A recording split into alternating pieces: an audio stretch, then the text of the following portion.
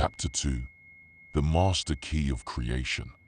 Harmony is the least known but the most indispensable factor of health and mental serenity, while discord is the beginning of all disease, discomfort, and all the family of organizing elements, the names of which, you may have noticed, all begin with the significant prefix, dis. Harmony, therefore, is the law of order, the normal, natural condition of every atom and its components spirally, for which particles science is reviving the name corpuscles. Within the crowning work of creation, the body beautiful of the human creature, as well as in the visible and invisible world about us. And discord is the law of disorder. To live in tune with the universe, we must live in harmony with its laws.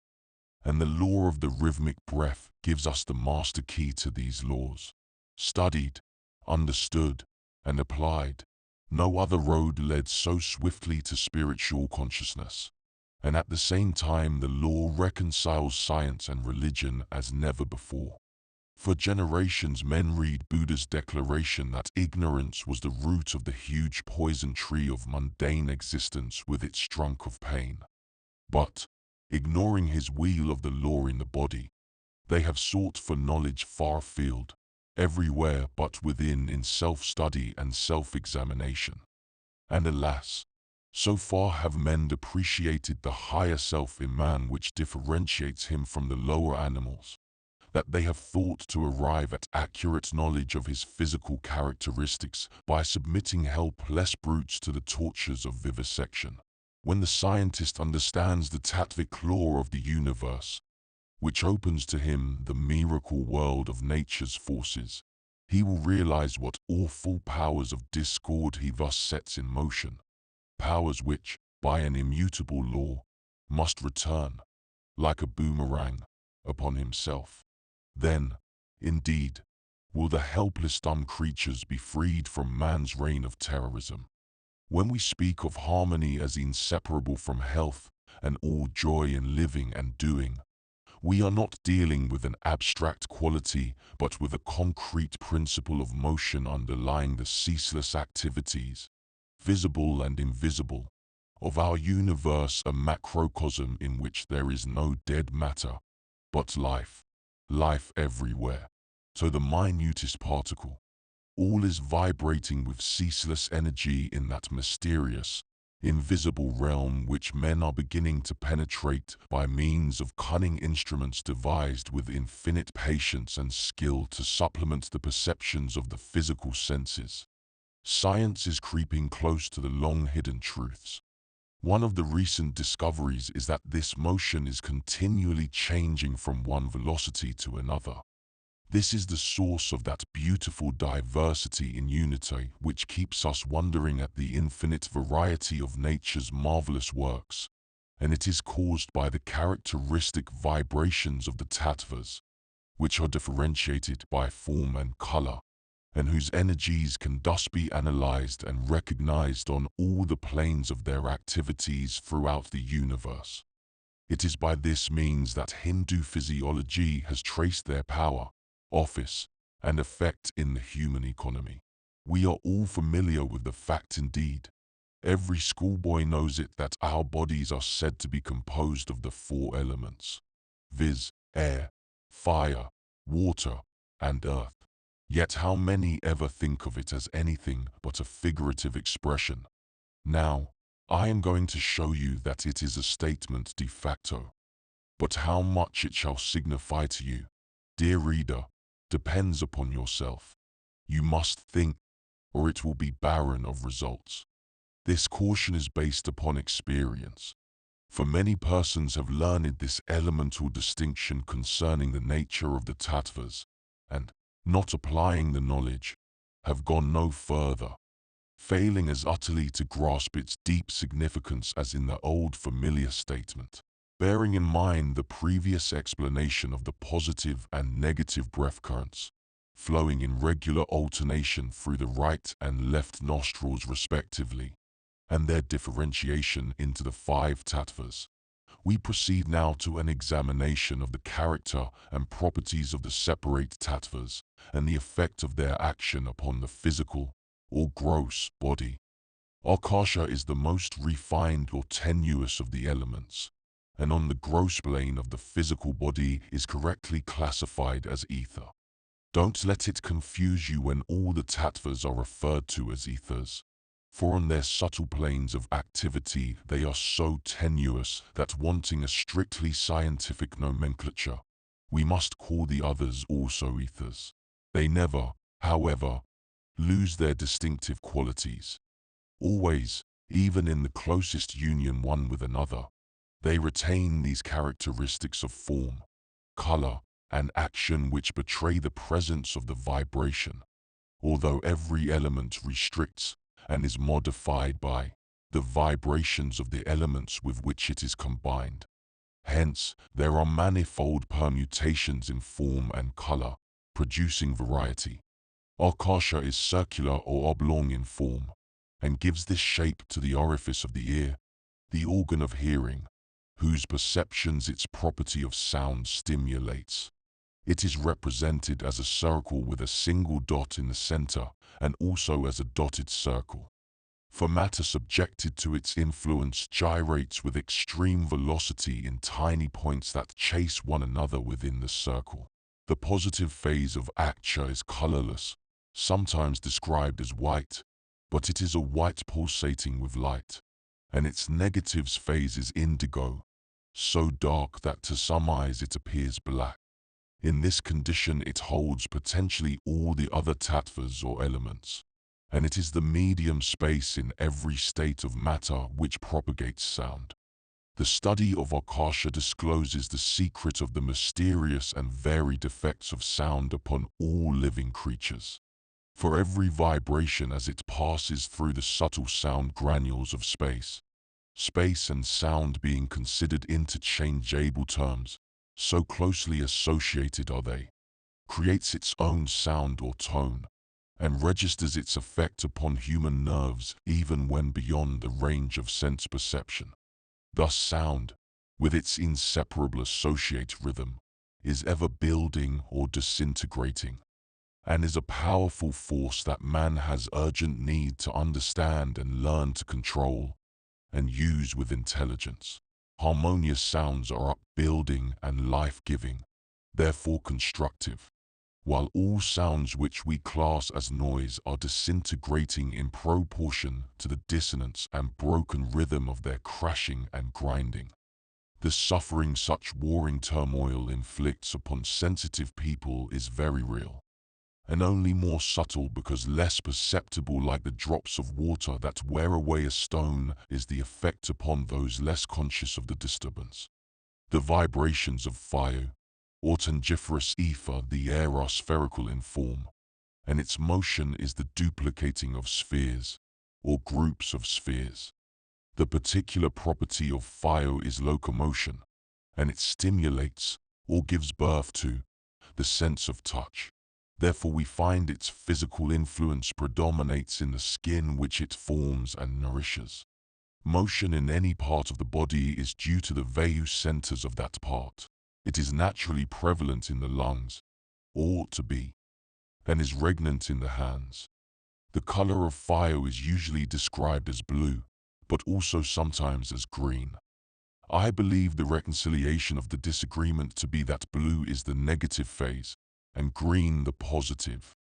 In permutation with other tattvas where fire predominates, we have green-blue, and blue-green, and yellow-blue. When green is reflected upward, that is, the activity is upward instead of downward, it becomes a mirror for the higher force, absorbs the higher vibrations, and is then no longer green, but its negative blue. All its effects in combination with other tattvas corroborate this conclusion. As we progress to the evolution of the tattvas, this will be clearer. Tejas is the luminiferous ether and the fire element in the physical body, the agent which keeps up internal heat and maintains the body's normal temperature. It stimulates the sense of sight, is therefore regnant in the optic nerves, and must be recognized in the form of light as well as heat. Tejas has the property of expansion and causes the swelling in inflammatory disorders. And, of course, it is prevalent to great excess in fevers. Its form is that of a triangle, its vibrations moving at right angles, hence causing friction which generates heat, and its color is red. Opas, the gustiferous ether, is the water element, and in its purest, most subtle state is white or violet in color. It stimulates the sense of taste and possesses the property of contraction. It predominates in the tongue, both in its office as a sensuous and as an active organ, and its semi-lunar, or wave-like, vibrations are the chief motive power in the production of voice. The combination of opas with other tattvas in manifold permutations produces the exquisite variety in vocal tones, gives to them their color, for every tone has a distinctive color, and creates that subtle element which sways the emotions. It is the color of the tone, which is a manifestation of its form, that affects the nerves, sympathetically or antagonistically, and a wide field for the scientifically accurate application of the therapeutic value of music is open to the earnest student of the Tattvas. The discipline and culture of voice production in speech itself are thus recognized as of the highest importance. Wherever water runs over sand, which it throws into waving forms, it furnishes a constant object lesson on the semi-lunar form of opas vibrations. The very name wave is a symbol of the curving motion of water. Last, but not least in this terrestrial life, comes Prithivi, or odoriferous ether, the earth. It is the vibration which excites the sense of smell, and its characteristic properties are resistance and cohesion. Prithivi is quadrangular in form and, as do all the tattvas, impresses its form upon the nerve ganglia in which it is predominant. Its color is yellow, and it is the disorder of the earth vibration which causes liver troubles, as the yellow tinge of the skin betrays. For convenience in study and reference, this capitulation of the tattvas is given.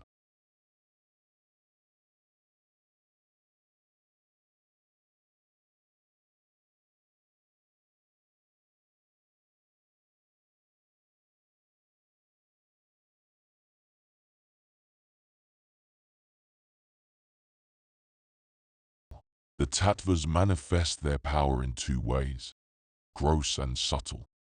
Our bodies are the gross manifestations of their activity, and through these, animating them and giving them all life, motion, and force, play unceasingly the subtle tattvas, which govern the body physiologically, mentally, psychically, and spiritually, in an ever-refining gradation of force and substance clothing that force.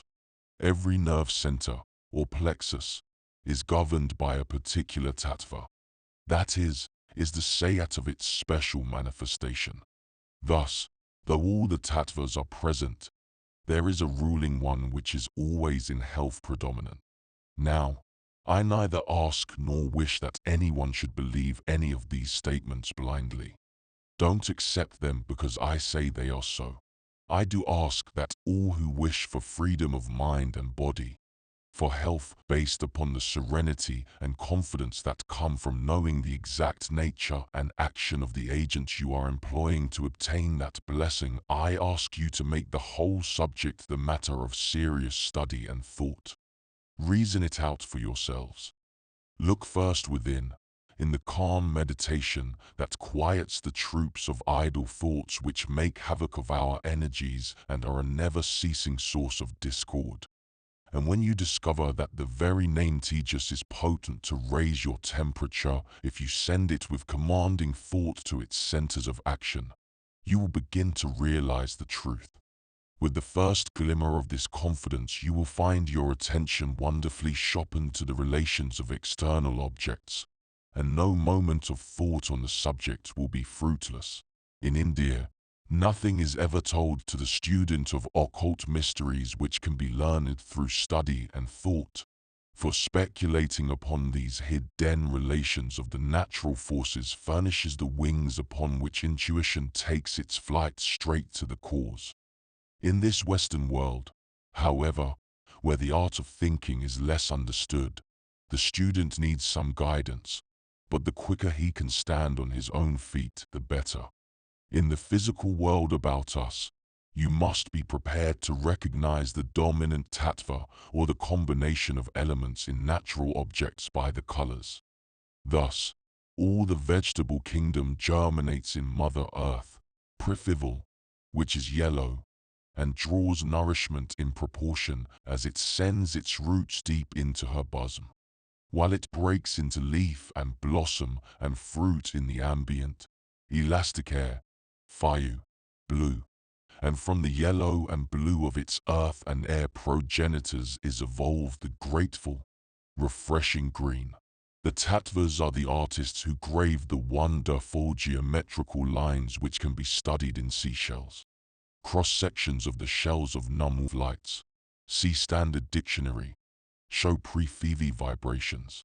The skin of a rattlesnake is a most interesting study in the proof of the Tattvic Law.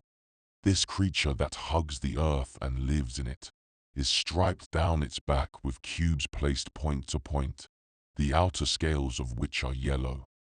Tejas is the next most prominent influence, giving sharp points to the scales, and its color is seen in the reddish brown of the darkest scales. Every scale has a mid-rib dividing the positive from the negative. In snow crystals, every Tattvic vibration can be traced, and, when examined separately, within their dazzling whiteness it is found that all the colors of the spectrum are held latently. Significant corroboration of tantric teaching with regard to the structural effects everywhere in the body of the varied Tattvic activities is found in Bain's description of the nerves.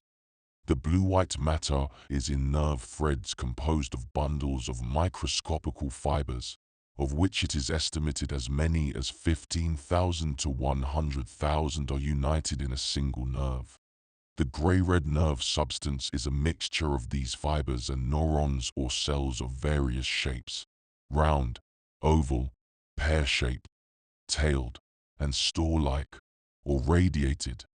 Mind and Body, in the Cosmopolitan for September 1905, is an interesting article, Artificial Creation of Life, by Garrett B. Service, the illustrations in which furnish an admirable study of the Tattvas. The article explains the experiments of Professor Jacques Loeb of the University of California, which have aroused deep interest in the scientific world.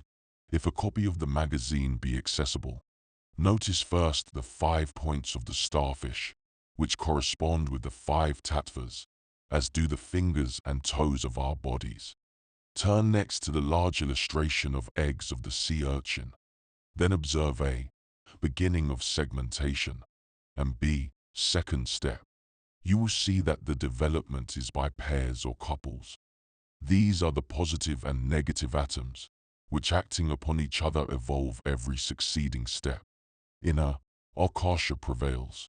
B, Fdyu. C, intermediate, Akdsha predominant, with Fdyu and beginning of Tejas. D, all the proceeding with the addition of a strong vibration from Oppas, the water element, in crescent-like waves. E, Tejas is predominant, in which state this artificial creature is said to starve to death. Now the reasonable conjecture is that the absence of Prithivi vibrations is the cause of the cessation of evolution. And I have had the satisfaction, since making the above notes, of finding the following corroboration of my conjecture. In one of the Upanishads, the division of the 5-fold elements composing the physical body is given according to their use. Water and earth are said to be the food. Fire and air, the feeders, and ether, the bowl into which all are poured. It would simplify and facilitate the investigations of modern scientists beyond average comprehension if they would accept as the ground or basis of their researches and experiments the Tattvic law of the universe. Thus, radium in whatever aspect of its activity is a form of Tejas. Every manifestation of heat or light is caused by Tejas vibrations. Radium is the highest vibration of the solar current of Tejas yet discovered by man. And in February 1905, Professor Rutherford of McGill University announced as a revolutionizing theory the fact that the internal heat of the Earth is from radium. To the knower of the Tattvas, this is the only possible conjecture, for the core of the Earth is its solar plexus, and must vibrate with the most subtle form of Tejas, sun rays of a power inconceivable before the discovery of radium. As I weave these notes made 7 months ago into this chapter, the morning papers chronicle from faraway Johannesburg, South Africa, Prof. George Howard Darwin's speculations upon the probability of radioactivity in the sun, which, if proved, will subvert all the scientific theories of its constitution and of the age of the existing solar system based thereon. The life current is more subtle than radioactivity, and it depends upon ourselves to how high power we shall raise it. Never forget that breath is the beam on which the whole house of the body rests. If you wish to acquire the ability to apply the law and use the master key, be diligent in the practice of the breathing exercise given in the first chapter. Make the slight change of holding the breath for a longer interval not to exceed the inhalation, and fix the thought upon following the vital current down the spine. Then, while holding the breath, upon the sacral plexus, and follow it upward during exhalation. The length of time must be decided by physical sensations. No slightest discomfort should be felt. Restoration of the balance of the Tattvas gives us rose-colored spectacles and all the energy needed to meet life's demands, even though they be exacting. The thought ministrations of Christian Science, mental healing, and faith cure, which are so winged with power, employ the same force, the only one, and are all manifestations of the Tattvic Law. For every thought excites a Tattvic vibration, just as does the movement of a finger, and the calm fixity and intensity of the thought are the measure of its force. The throb of the great heart of the universe proceeds from the unknowable primary cause, divine spirit, back of all life, and its perpetual source. Its dynamo holds the secret of perpetual motion, fed by the positive and negative currents of divine breath. The thought active and thought quiescent or receptive of him who spake the first word and declared, "It was very good." And the harmony of the spheres is no poetic imagery, but describes the rhythmic movements, vibrant with melody, of the great breath after the Tattvas, by interaction had been evolved, one after another.